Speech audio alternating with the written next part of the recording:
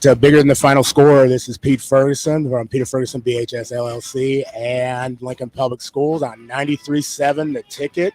I'm excited because I think we're going to roll right into it with our first couple guests. We've got Mr. Nick Crump, who is the AD over at Scott Middle School, and also got Scholar Ethan at Scott Middle School Scholar. And so welcome both of you. Thanks for coming in this morning. Morning. Thanks for having us. No problem. Well, hey, Nick, why don't we just start off and tell us a little bit about who you are, tell us a little bit about your journey into education, and we'll go from there. Sure. So I teach over at Scott Middle School, and I'm a special education teacher. And as part of one of the things that I do in addition to the teaching portion is work as the athletic director at Scott.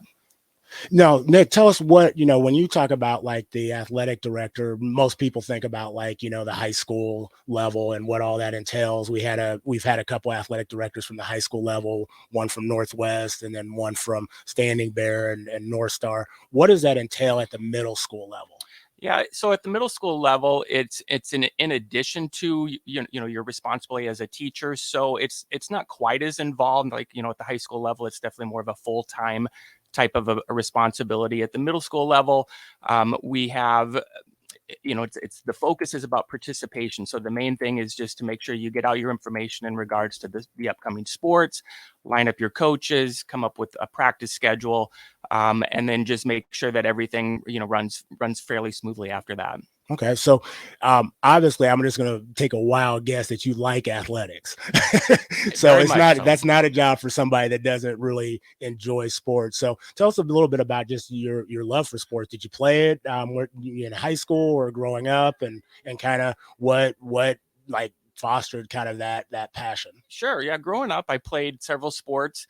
Everything from running cross country, basketball, and baseball. Baseball was probably my favorite sport. Unfortunately, it was not the sport that I was the most skilled at. Okay. So, but yeah, grew up playing sports, picked up some golf. But yeah, it's athletics is a great avenue to get out and socialize and to work on various aspects. So before we get to Ethan, maybe as a transition, tell us a little bit about just, you talked about providing opportunities for young people to experience different aspects. And so you've got basketball. I mean, I know there's soccer and there's track. What's the purpose? Like, what's the foundation? What is the mission of like LPS middle school sports? So with middle school, the main focus is to provide opportunity and to allow students to participate. We've got students that come out that it's very clear that they are experienced and have played that particular sports. And then there's also plenty of students that come out that have never tried it and are just interested and want to get involved. So I think sometimes people get that little misnomer. I think about Netflix. You turn on Netflix and there's like 15 different series and it looks like, okay, this is a middle school, thing. And it's, it's a little bit different than what you see on those shows as opposed to what we offer here. Absolutely. Most definitely. So Ethan, you're a tremendous scholar athlete and you've been involved in middle school athletics. But first off, tell us a little bit about who you are and kind of what you do. I'm Ethan. I play basketball. I've been playing since like kindergarten. Okay. Now, hang on. I ask this question every time. You any good now? I mean, see, we got to work on this hesitation, Harrison. Every time I ask this question, I say, you right off the bat say, I'm better than you. That's what you got to say. Now, go ahead. I'm better than you. Oh, that's what I like. I like that. So you said you participate in basketball. You said 7th grade. Tell us a little bit about your experience in sports. Where did your love for athletics come from? I mean, I picked up the ball. I just never really stopped. So okay. I've just been going with the flow. Good stuff. So in school, obviously, what's one of your favorite subjects? My favorite subjects are probably,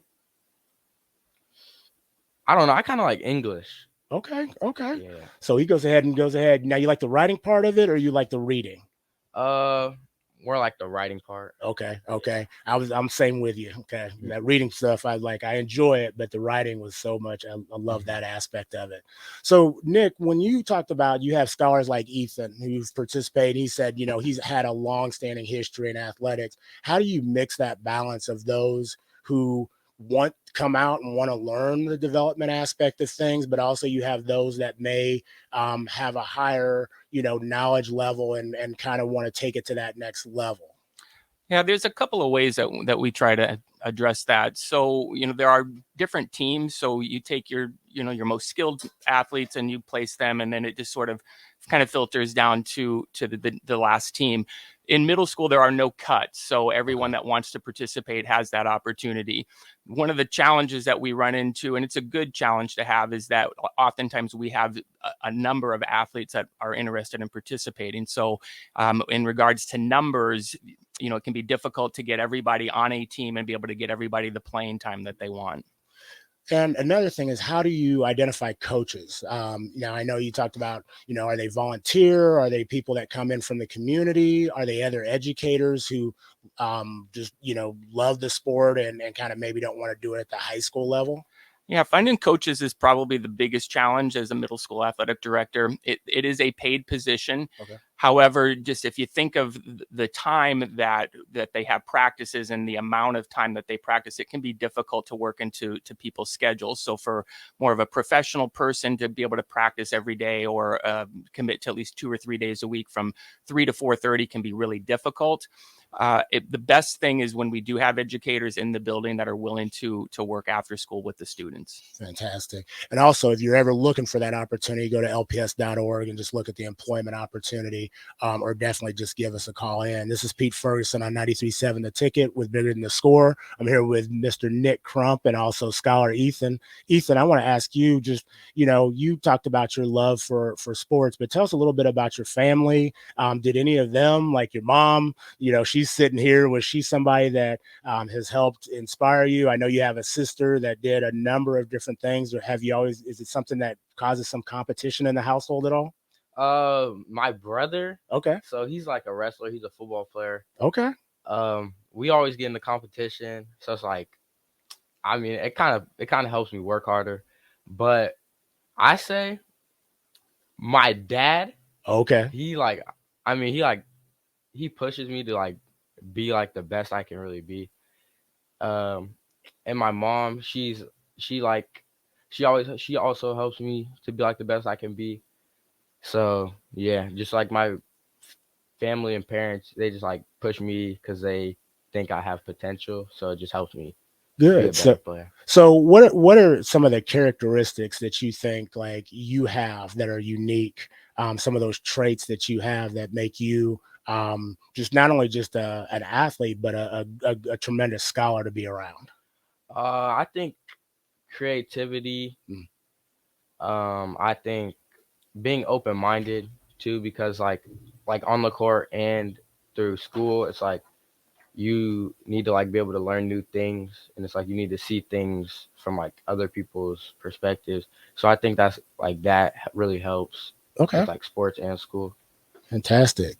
Nick, why don't you tell us a little bit about what are some of the strengths within middle school athletics? And you talked a little bit about that, the challenges of trying to find, coaching as well. But what are some challenges that present itself? And as we think about just now, there's so many other opportunities. I remember going through middle school and it was like Saturday. You lived for that game on Saturday that Leffler was going to play color, or Mickle was going that matchup. And now it's just there are a lot of other opportunities out there.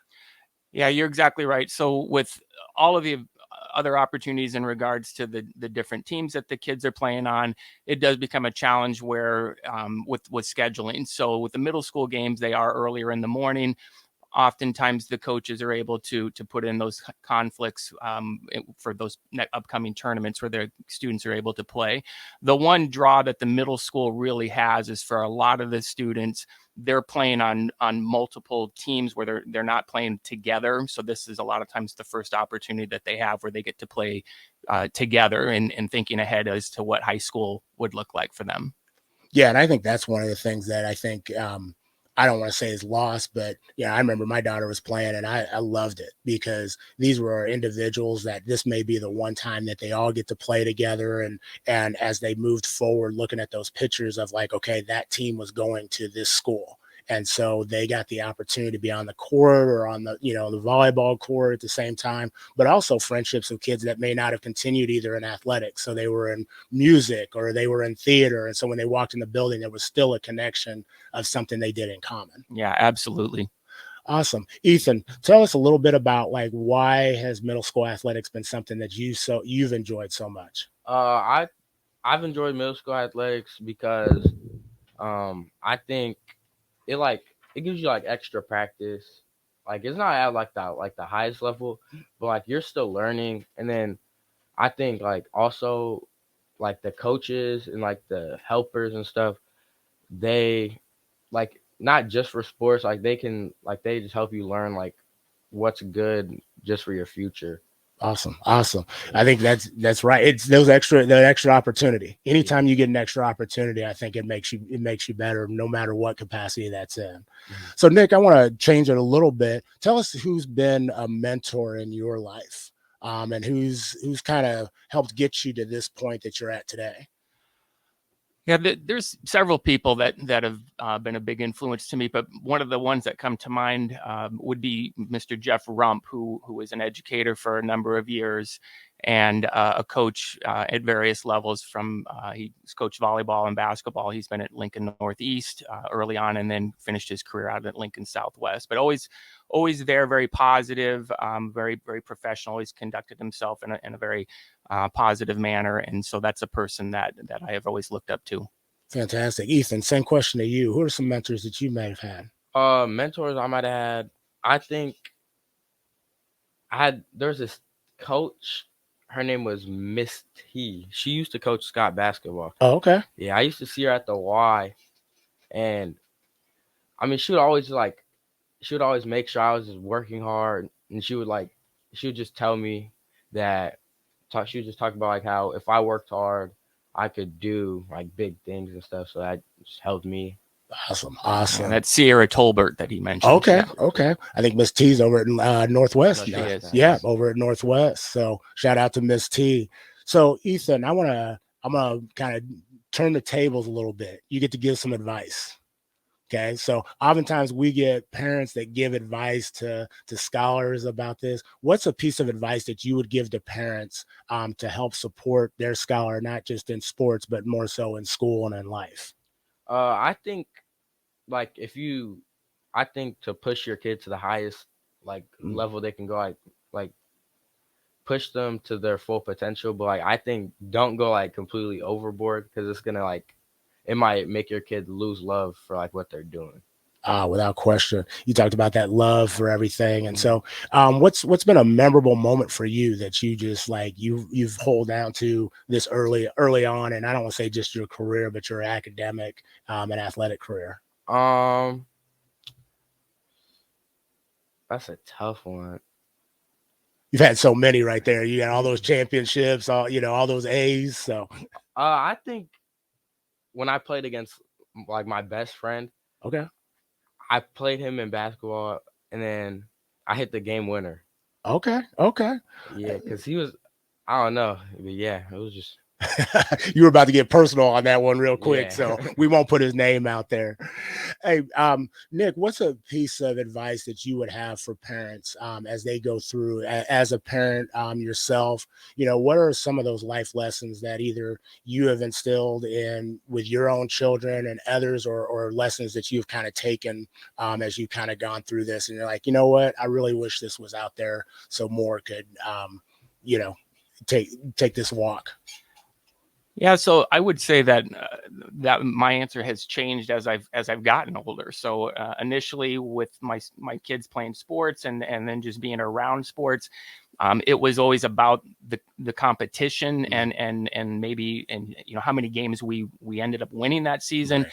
And then as I've gotten older and just with more experience, I've seen that isn't a part of it, but it's the experience and what the kids are getting that's going to carry them later on in life. So at some point the sport will end, but it's the things that they've learned throughout that whole experience, and you want those to be positive and for them to be able to build into a successful adult life.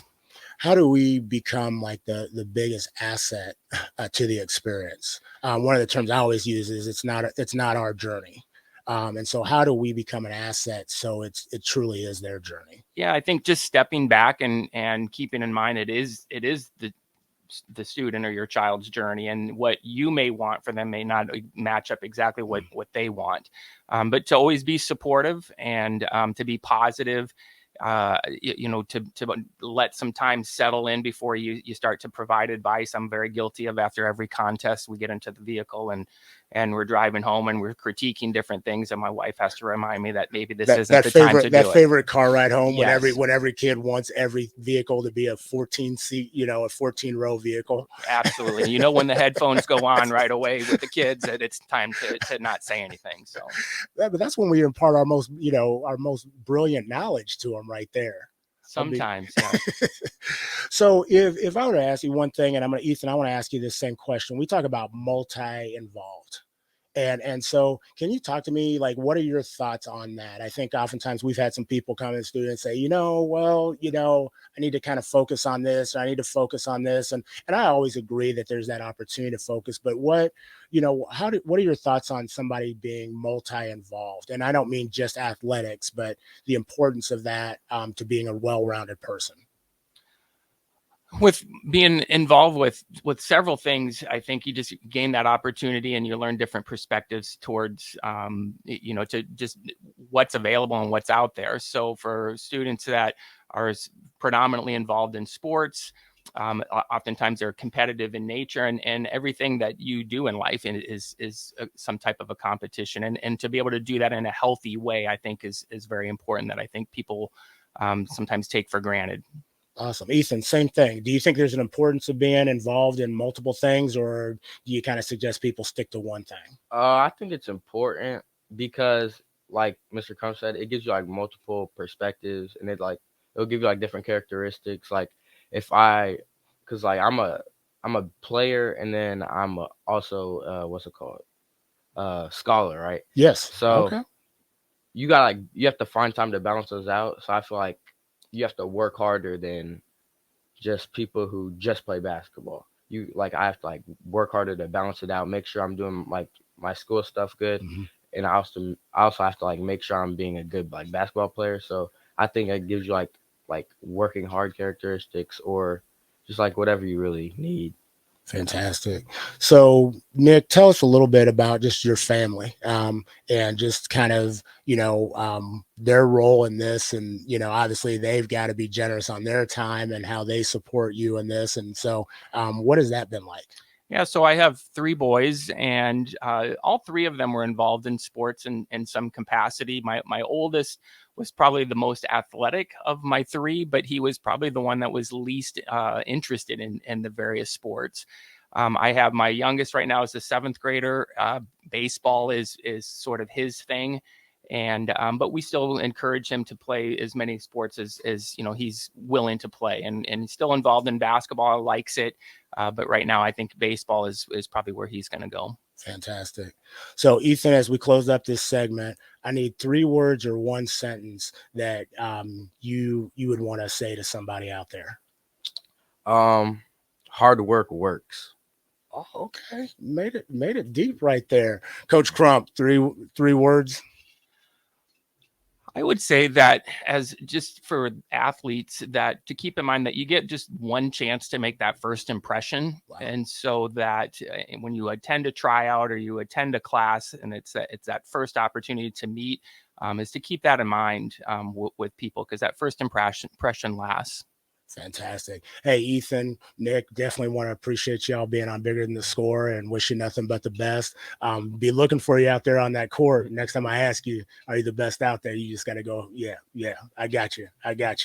Hey, we'll be right back with Ollie after the break on Bigger Than the Score, 93.7 The Ticket.